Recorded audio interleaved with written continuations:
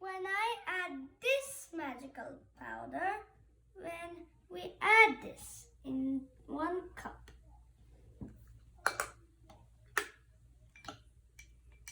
Now, look. Whoa, did you see that? It changed its color from purple to red.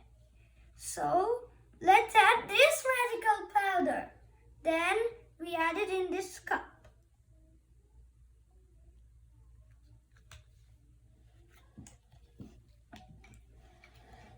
Now look, the color changed.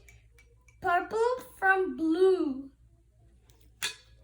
Then we take the 3rd cup. We add this color. And then we add this color. And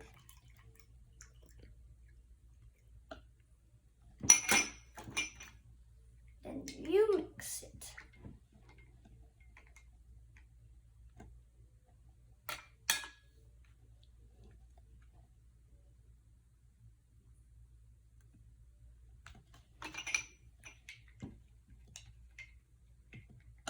Now you will see the color changed back to purple. See this? Change it. Hi friends, I'm going to reveal the secret.